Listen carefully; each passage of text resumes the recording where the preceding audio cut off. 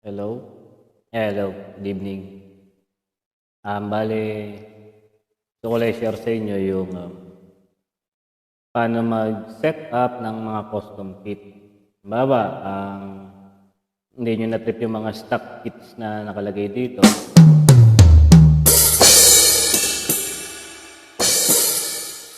I-share ko sa inyo yung paano ka magpo-program. Kasi itong DD75 natin, meron siyang 10 custom kit na pwede mong paglagyan ng kit mo. Imagine mo, meron kang 10 drums na sarili. Dahil doon ka pipili ng sounds na gusto mo. Hindi ka mahilig sa maple drum o mahilig ka sa birch na wood, yung sound niyan. Di simulan natin Bale, punta tayo sa custom. Yan. Di, siyempre pag inikot mo yan ng clockwise, yan yung mga kits. Ngayon subukan natin ng counterclockwise pabalik. Balik yan. Punta tayo sa 1. Pagkatapos niyan, ilalabas na yung custom kit yan. Mapasin nyo, CO1 hanggang C10 yan. Di, ngayon, share ko sa inyo kung paano mo gagawin step by step, yung pagpapalit ng sound ng iyong drums. Okay. Ngayon, pero ang advice ko sa inyo, i-press nyo na agad yung hi-hat pedal nyo para hindi siya maka-apekto. I mean, basta itapakan nyo lang. Sige, punta tayo dyan. Ay, parang no? Ayan, sige. Ngayon, kunyari, sige, punta tayo sa kit to, sa C8. May laman yan, pero imagine natin wala. Pero papakita ko muna kung ano tunog nito. Ito ang sound ng C8 ko.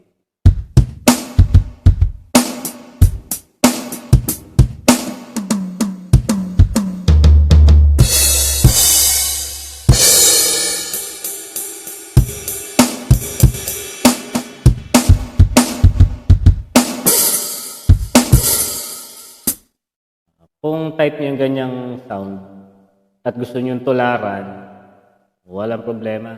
Ito, papakita ko na sa inyo yung sound program niya kung anong number. So, dito. Imagine natin ngayon, wala siyang laman.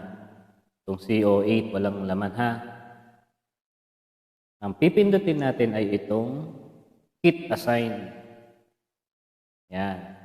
Ngayon, bumalik sa 01. Ngayon, siyempre, tatanong niya kung saan mo gustong i-save, halimbawa pipili ka ng tunog. Ipunta ka sa 8. Yan. Kasi ito yung example natin yung C08 halimbawa.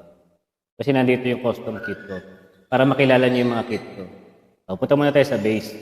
Ang number ng bass ko ay 4. Isang press lang Yan, isang press lang siya. Tandaan niyo. Itong snare ko ay 61. Ito namang hats ko ay 179.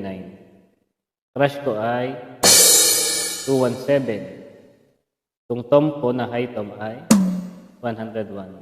Lower tom ko ay 111. Ang ride ko ay 208. Ang dalawa kong crash dito, sa taas ay 222 at yung sa baba ay 223, kasunod siya. Kaya yung sound niya maganda.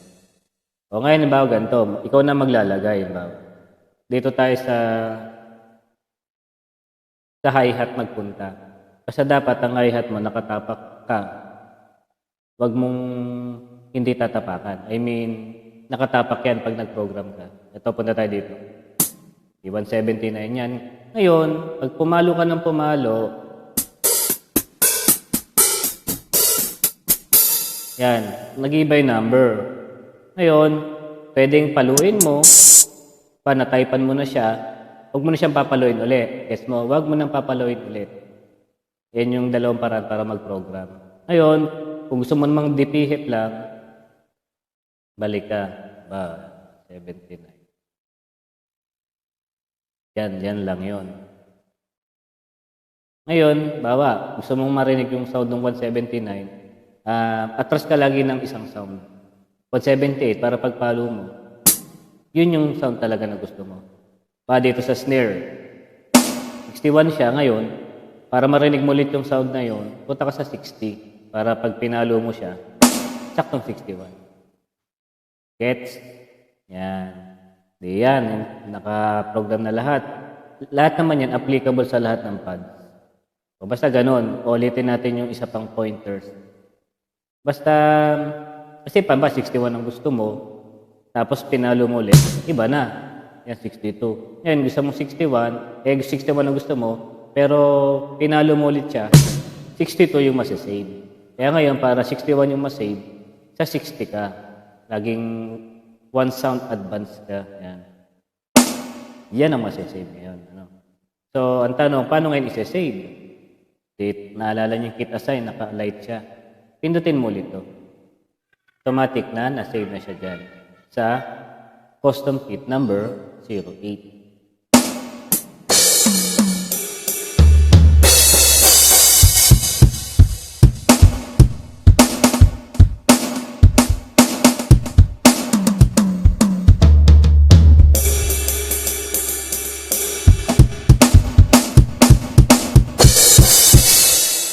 Yan, yan yung simple ko lang sharing. Sana makatulong.